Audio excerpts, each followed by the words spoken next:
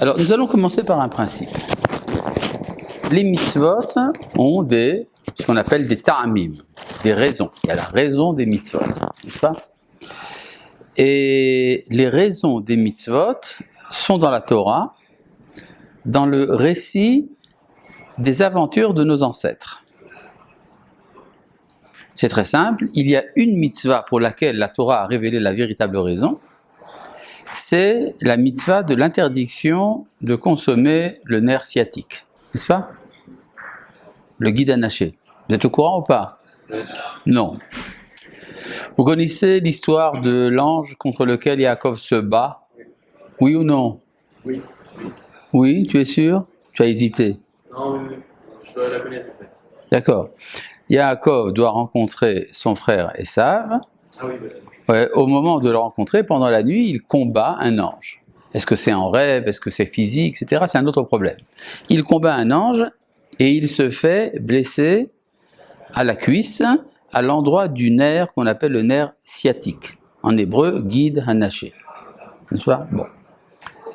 Là-dessus, la Torah rajoute Alken lo yochlu bnei Israël et guide hanaché asher al kaf hayerech. C'est pour ça que les enfants d'Israël ne mangent pas du nerf sciatique qui est à côté de la cuisse. Kinaga bekaf yerech Yaakov beavko imo, parce que c'est là que Yaakov a été atteint lors de sa lutte. D'accord? Donc, il y a un des 613 commandements, en l'occurrence un commandement négatif, dont la Torah nous dit la véritable raison se trouve dans un récit d'un de nos ancêtres, Yaakov. Jusque-là, ça va? Oui. Bon. De là, nous pouvons déduire une règle. Toutes les mitzvot ont leur raison dans les récits racontés par la Torah. Parce que si vous regardez la Torah, c'est un livre assez bizarre. Il y a un mélange de mitzvot et de récits.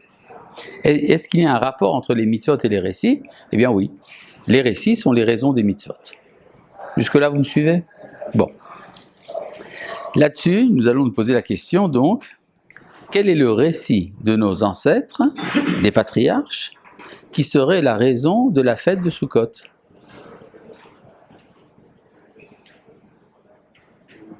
Pip. Vous avez encore 15 secondes. La sortie d'Égypte. La sortie d'Égypte s'est produite avec notre peuple. Mais est-ce que ça s'est produit? Est-ce que la fête de Sukkot a un rapport avec le récit des patriarches, Abraham, Yitzhak et Yaakov? Peut-être, certainement. Alors, pour vous le prouver, nous allons regarder dans le livre de Bereshit. Ah, comme d'habitude, qu'est-ce qui se passe comme d'habitude? Ah, ben voilà, c'est très bien. Je lis ici dans le livre de Bereshit, dans la paracha de Vaishlach. Allez,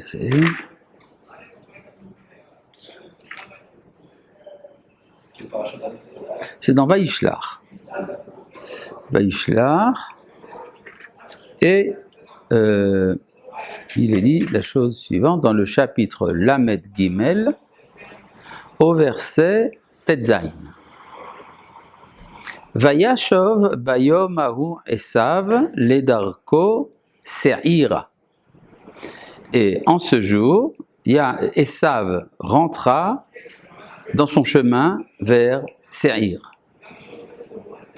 Ça veut dire que il a été séparé de Yaakov, il a été renvoyé chez lui dans le Se'ir. C'est quoi Se'ir? Se'ir. Se'ir, c'est quoi, oui? Oui, c'est la région d'Édom. Et c'est l'animal qu'on appelle Sa'ir, c'est quoi? C'est un bouc. Donc, c'est la préfiguration du renvoi du bouc. Vous vous rappelez l'histoire du bouc qu'on envoie? Eh oui. Donc, l'origine se trouve là. Et ça avait renvoyé à Seir. Veyaakov nasa Sukkota. Et Yaakov voyagea vers Sukkot. Donc, oui, et Sukkot est déjà là aussi. C'est-à-dire, on renvoie Esav dans son lieu et Yaakov se rend à Sukkot. On voit donc que l'origine de la fête de Sukkot se trouve dans le récit des Avot. Jusque-là, vous suivez? On va compliquer la chose. Vaïvenlo, et il s'est construit. Qu'est-ce qu'il a construit? Il devrait avoir construit une soukha. Or, la Torah ne dit pas ça. Elle dit Vaïvenlo bait. Il se construisit une maison. Ulmiknehu asa sukkot. Mais pour ses troupeaux, il a fait des sukkot, des cabanes. Alken kara shem hamakom sukkot. C'est pour cela qu'on appelle ce lieu-là sukkot. Donc ça cloche. C'est-à-dire, on a dit tout à l'heure que les mitzvot avaient leur origine dans le récit des Avot. On voit que Yaakov arrive à un lieu appelé Sukkot, et au lieu de se construire une soukha, il ignore la halakha, il se construit une maison. Ça ne tient pas la route. Bon, jusque-là, vous m'avez compris? Vous avez compris le problème? Très bien. Maintenant, le problème est de savoir. Vous savez comment commence le traité de soukha dans la Mishnah? Ça commence comment? Soukha Shei, oui. Voilà, Meisrim Ama Pesula. Une soukha qui est haute de plus de 20 coudées est inapte. Soula. Et la suite? Rabbi Yehuda Marchir. Et Rabbi Yehuda lui autorise. Alors pourquoi, d'après le Tanakama, c'est pasoul, tandis que pour Rabbi Yehuda, c'est bon? Alors, la raison pour laquelle la soukha est disqualifiée, vous avez dans la Gemara 3 opinions différentes. Qui c'est qui vous a appris tout ça? Génial. Et donc, vous avez une raison qui se réfère au passé, afin que vous vous souveniez que vous avez résidé dans les Sukkot, lors de la sortie d'Égypte. La sortie d'Égypte, c'est un événement du passé, n'est-ce pas? La deuxième raison, elle se réfère à l'avenir, parce qu'on apprend ça de la soukha du Olam Haba, n'est-ce pas? Il y aura une soukha qui fera de l'ombre, or plus de 20 coudées, ça ne fait pas d'ombre, donc c'est pas soul. C'est-à-dire vous avez une raison qui se réfère au passé, une autre raison qui se réfère à l'avenir. Et la troisième, c'est quoi? Hein? Oui, d'accord, mais c'est quoi? Non, avant que tu non. Parce que la soukha n'est pas provisoire. Une soukha doit être provisoire, doit être précaire. On ne construit pas une maison précaire de plus de 20 coudées, donc à 20 coudées, c'est pas soul. D'accord? Et ça, c'est donc dans le présent, c'est-à-dire que la soukha vient nous apprendre que le monde d'ici-bas est éphémère. D'accord? Je ne sais pas si vous avez étudié comme ça la Gemara avec le Rav Partouche, mais enfin, ça se réfère donc au passé, au futur et au présent. Maintenant, Shalom, quelle est la raison pour laquelle Rabbi Yehuda, lui, accepte une soukha haute de plus de 20 coudées? Quelle est la raison donnée par la Gemara? Juste de la... La Gemara ne donne pas de raison. Voilà, c'est bien simple. Hein. Dans la Gemara, dans le Talmud Bavli, vous n'avez pas la raison de l'opinion de Rabbi Yehuda. Dans le Bavli, n'est-ce pas? Ça suppose que dans le Yerushalmi, il y a la raison. Quelle est la raison donnée par le Yerushalmi pour l'opinion de Rabbi Yehuda? Vous n'avez pas lu le Yerushalmi? C'est incroyable.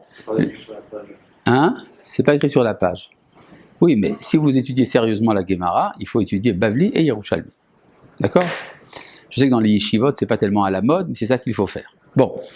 Dans le Yerushalmi, on vous dit que la raison pour laquelle la soukha, d'après Rabbi Yehuda, peut être plus haute de 20 amas, c'est parce qu'il apprend les dimensions de la soukha de la porte du Beth Amikdash. C'est-à-dire, l'ouverture par laquelle on rentrait dans le Echal, dans le sanctuaire, était de beaucoup plus que 20 amas, c'était 40 amas. Donc, de là, Rabbi Yehuda apprend que ça peut être d'une taille infinie. Ça veut donc dire que... Comment? Quel est le rapport? Ça veut donc dire que pour Rabbi Yehuda, la soukha, c'est une représentation du Beth Amikdash. Est-ce que le Beth Amikdash est une soukha? Ah bon? Ah, vous n'avez pas regardé dans Tehilim. Dans Tehilim, au chapitre, je crois, 78, il est dit que... Vous savez quoi? Je vais vous lire ça dans Tehilim. Ah oui, mais comme d'habitude... Ah, il y a un Tehilim. Ça sort des habitudes.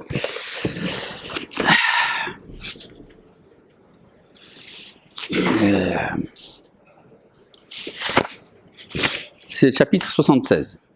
L'amnatser bin ginot mizmor le asaf shir. Pour le chef des chantres dans ses mélodies cantiques de Asaph, qui est un chant. Bon. Noda bihuda Elohim. Dieu est connu en Judée.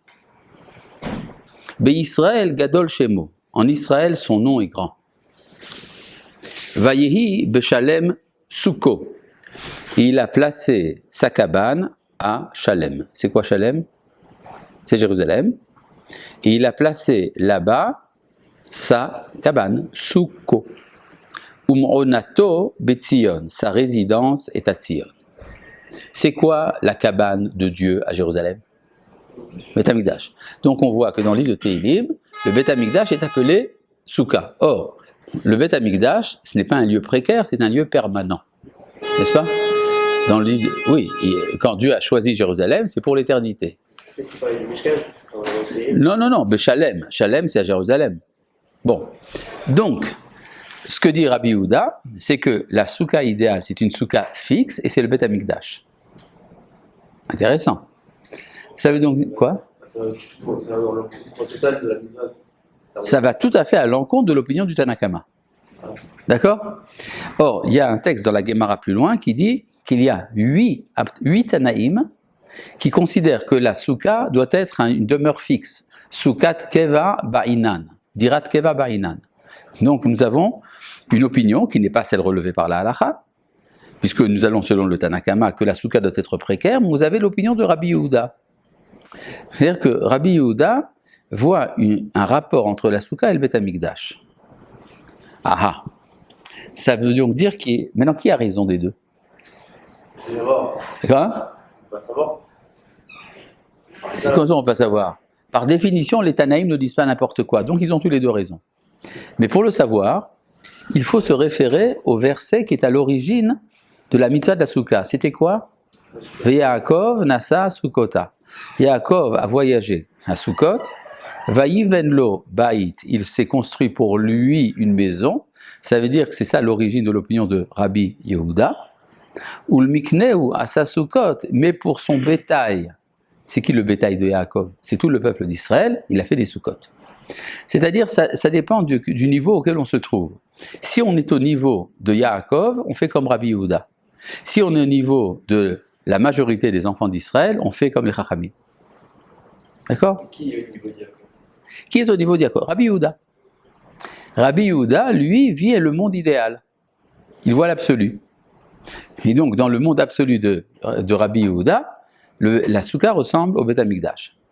Il y a d'ailleurs des halachot, même valables aujourd'hui, qui font un rapport entre le Beth Amikdash et la souka. Par exemple, le fait de ne pas jeter les défanotes. En principe, on peut les jeter, les murs de la souka. Mais il y a un usage de faire une gnisa. Il y avait même un minhag en Afrique du Nord qui était de brûler la souka après Sukkot, comme on brûle l'huile après Hanouka. Tu veux dire quelque chose? Qui est-ce qui passait la Sukkot dans le Beth Amikdash? Qui quoi? Qui est-ce qui passait Sukkot? Dans le Beth Amikdash, tout le peuple d'Israël. À l'époque, la fête de Sukkot était une fête de pèlerinage, donc tout Israël venait à Jérusalem. Personne ne faisait la souka chez lui. Attends, mais personne n'était au niveau de ceux qui pouvaient... Que ce temps c'est que personne n'était au niveau? C'est-à-dire que s'il y a une différence entre Yaakov et son troupeau, ça veut dire que la nation d'Israël est formée de deux types de personnes. Ceux qui sont comme Rabbi Yehuda et ceux qui sont comme Chachamim. D'accord? Donc il y en avait forcément qui n'étaient pas... Qui faisaient comme Rabbi Yehuda. Mais il y en avait qui n'avaient pas le droit, entre guillemets, de... Oui, alors comment est-ce qu'on définit ça? C'est un autre problème. C'est-à-dire comment savoir à quel type de personne on appartient, ça c'est autre chose. Mais enfin, ce que je voulais vous dire, c'est que même les détails des halachot et des marlokot se retrouvent dans le texte de Bereshit. D'accord? Maintenant, il y a, à propos de cette histoire de Vaï Beshalem Sukkot, il y a un midrash dans le Yalkut Shimoni. Vous connaissez le Yalkut Shimoni? Le Yalkut Shimoni, c'est un recueil de midrashim, surtout le Tanakh. Et là-bas, il est dit la chose suivante. Alors, ce que je vais vous raconter, le midrash est absolument absurde. Il soulève au moins une quinzaine de questions théologiques. D'accord? On s'en fiche pas mal, on va lire le midrash quand même.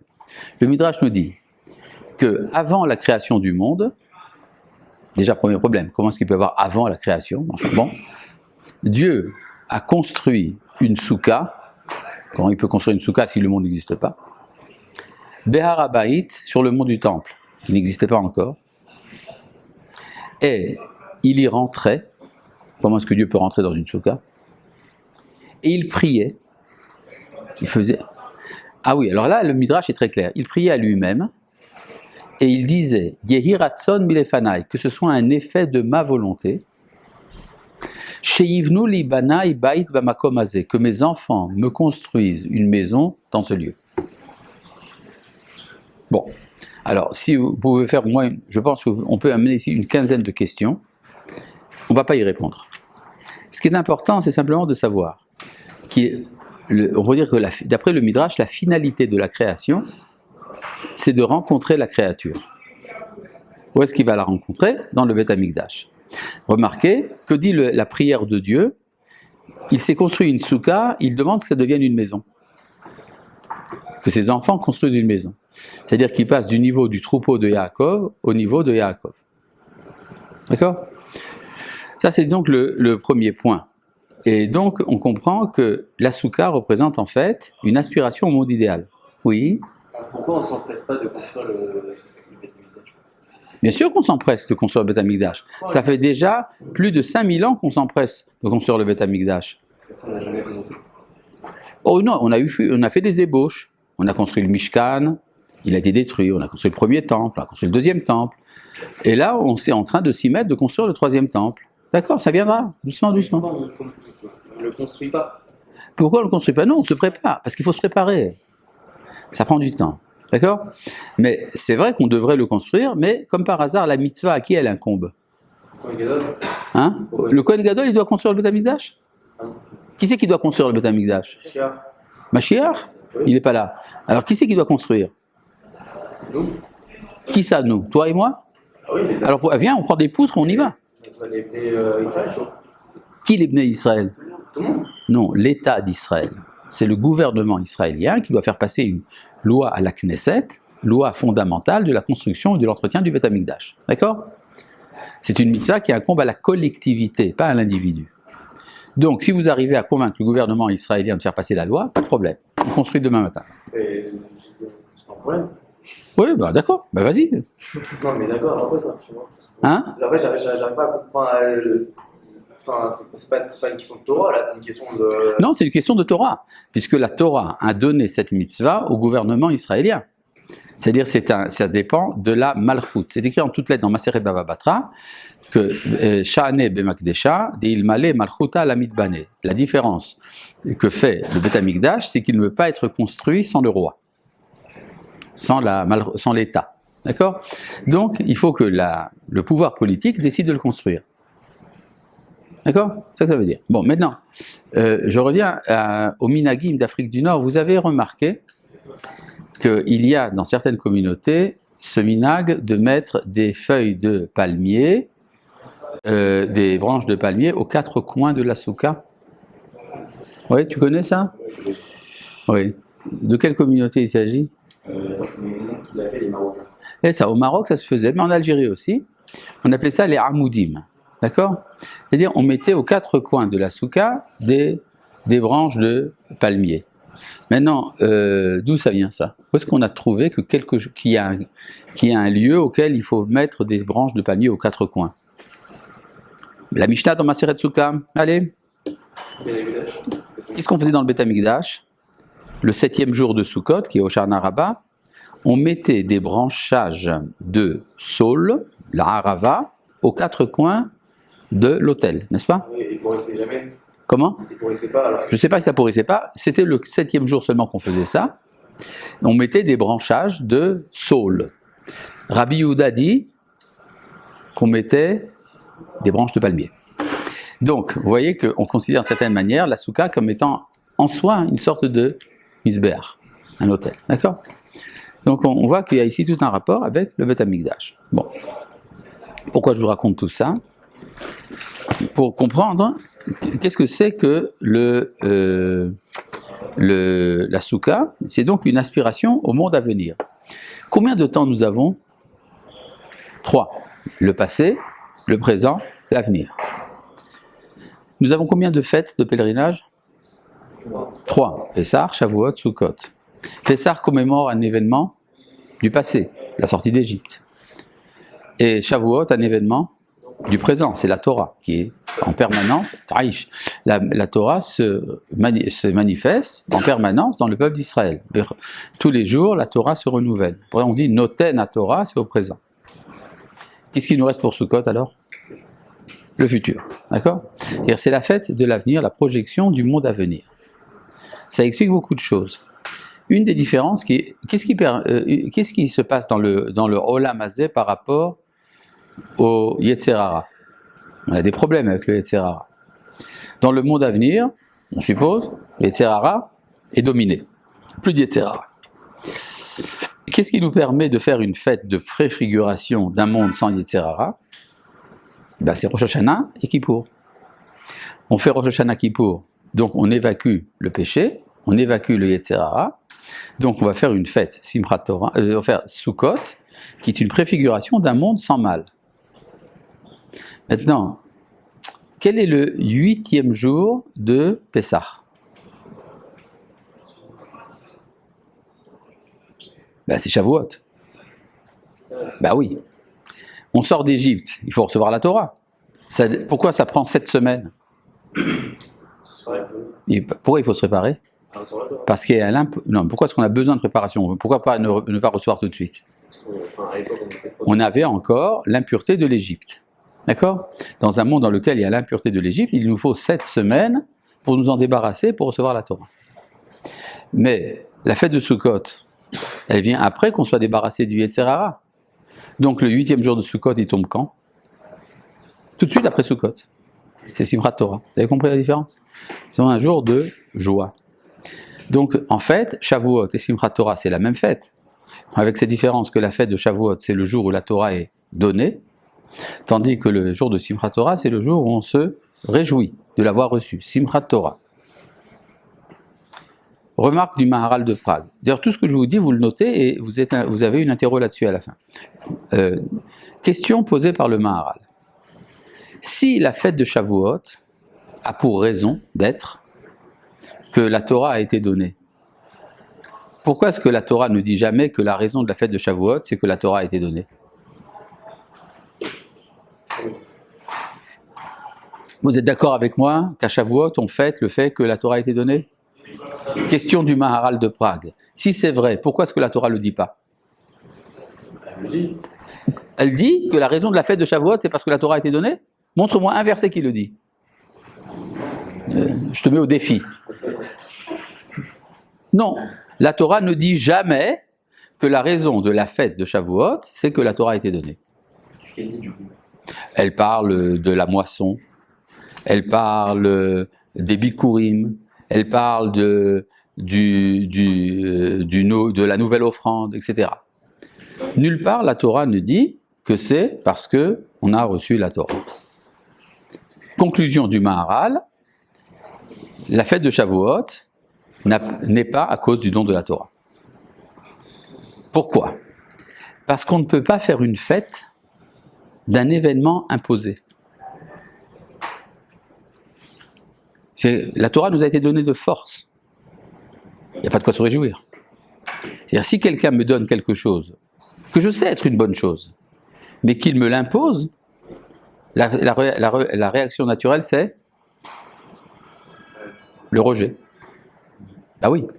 Si je te donne de force quelque chose qui te fait du bien, est-ce que tu es content ou pas? Oui. Non. Non. Psychologiquement, on refuse de recevoir quelque chose, même bien, par la force. Est-ce que c'est une des raisons pour lesquelles on fait Simchat Torah? Ah, très bien. C'est ça. Tu arrives à là où je voulais en venir. C'est-à-dire qu'une fois qu'on a intégré la Torah, alors on peut s'en réjouir. Oui. Parce qu'une fois, il y a un rab qui m'a raconté une parabole sur ça. Alors, il disait que, entre guillemets, Simchat Torah, si vous voulez, c'est un genre de deuxième mariage. Oui, c'est ça. C'est ça. C'est-à-dire, on a été marié par la force, mais maintenant on est content. D'accord? Mais ça prend du temps. Il faut donc passer à la fête de Sukkot qui vient après la disparition du Yetzer Hara, et donc c'est le moment de se réjouir de la Torah. Parce qu'on sait, entre guillemets, avec quoi en soirée. Exactement. Et du coup, juste ça prend en fait Shavuot alors. Comment? Pourquoi on fait Shavuot? On fait Shavuot à cause des Bikurim, à cause de l'unité du peuple, des tas de choses, d'accord? Mais pas à cause du don de la Torah. Oui. C'est une question, mais du coup, La date, c'est à cause du don de la Torah, mais la fête, c'est pas à cause de la Torah. Oui? Sukkot aussi, ça a été imposé alors. Ah non, Parce pas que du tout. Dieu, avant la création du monde, vous avez dit que Dieu. Il espérait. Non, mais il espérait justement. Il prie pour que. C'est un peu. Et s'il prie, ça veut dire qu'il nous prie. C'est comme si je vous en prie. D'accord? Oui. C'est un peu une demande. Donc, C'est une demande, c'est pas imposé. Non, c'est bien le contraire. Si je dis s'il vous plaît, ça veut dire que tu n'es pas obligé. Il ne me plaît pas, je fais pas. Oui? On est d'accord que c'est.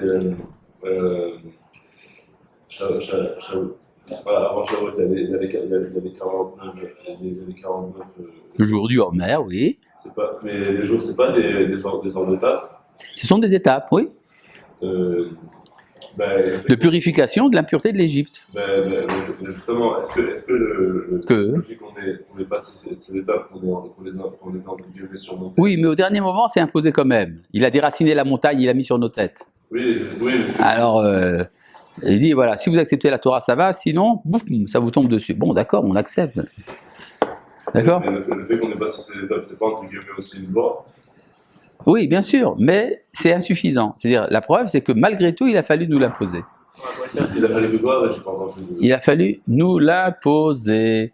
Regardez ce que dit le prophète Jérémie à ce propos. Vous vous rappelez de Jérémie? Chapitre 31, pardon. Vous vous rappelez pas? Non. Jérémie, chapitre 31. Comment on dit Jérémie en hébreu? Yirmiyahu, très bien, oui. Oui, Yirmiyahu, pas Yirmiyahu, d'accord. Dans le chapitre 31, au verset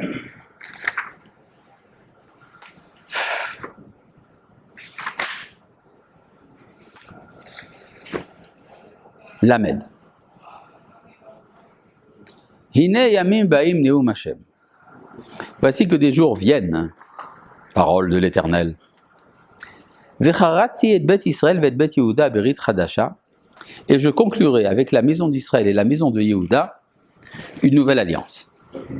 Berit chadasha. Pourquoi on a besoin d'une nouvelle alliance? La première n'est pas bonne? D'accord? Les chrétiens en ont fait ce qu'ils en ont fait, mais il savent pas lire le texte. Et le prophète explique, Lo chaberit asher karati et avotam, non comme l'alliance que j'ai conclue avec leurs ancêtres. Beyom echeziki beyadam, leotia meret Yisraël, le jour où je leur ai tenu la main pour les faire sortir d'Égypte. C'est-à-dire, on passe le passage clouté, le papa prend l'enfant dans sa main et le force à passer. D'accord? Donc, ce que dit ici le prophète, lorsque je vous ai fait sortir d'Égypte, j'ai conclu avec vous une alliance qui vous a été imposée. Résultat, Asherehemma eferu et beriti. Et donc, ils ont transgressé mon alliance. C'est pourquoi ils ont transgressé? Parce que quelque chose qu'on me donne par la force, je n'en veux pas, je le rejette. Ve'anochi, mais moi, Baal tibam neum Hashem. Je leur ai montré ma maîtrise, parole de l'Éternel. C'est-à-dire que l'histoire d'Israël se joue comme le bras de fer. Parfois, Akadosh Baruch Hu arrive à nous imposer sa loi. Parfois, on arrive à la rejeter. C'est une relation maladive. Donc, ce que dit le prophète, il faut en finir avec ça. Car voici l'alliance que je vais conclure avec la maison d'Israël après ces jours-là, parole de l'Éternel. Natati Torati bekirbam. Je mettrai ma loi dans leur sein. Ve'al-libam ertovena. Je l'écrirai sur leur cœur. C'est-à-dire, ça viendra spontanément, ça sera inné.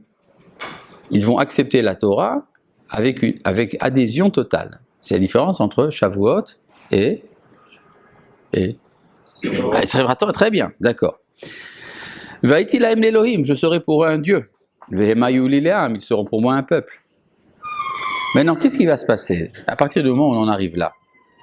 On en arrivera à une situation. Todarabah, Arshawak. ברוך אתה אדוני, אלוהינו מלך העולם, שהכל נהיה בדברו. תודה רבה. Et on arrive à une situation où toutes les contraintes seront abolies. Une des formes de la contrainte, c'est l'enseignement. Quand quelqu'un enseigne quelque chose à son prochain, il lui impose quelque chose. C'est ce que dit ici le prophète. Velo yelamdu od ish et rehu. On n'enseignera plus chacun à son prochain. Même l'enseignement, c'est-à-dire on fermera le machon mir. Veish et achiv, et chacun vers son frère, les morts, Deot Hashem, en disant connaissez l'Éternel. Ki chulam yed'u oti, parce que tous me connaîtront.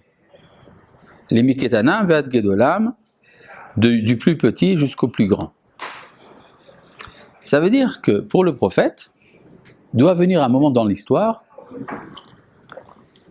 où la Torah est acceptée sans la moindre contrainte. Or, il y a toujours une contrainte, ne serait-ce que le fait de la contrainte de la tradition. C'est même quelqu'un qui aime la Torah. Il aime parce que ses parents et ses arrière-grands-parents ont accompli la Torah.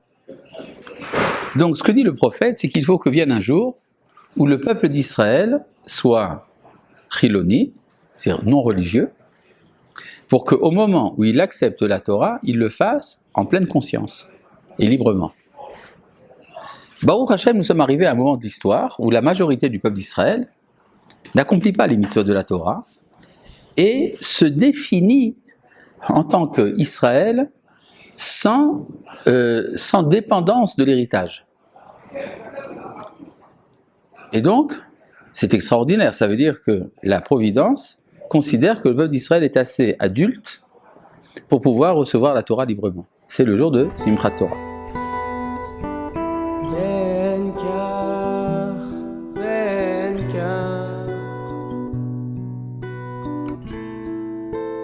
חיים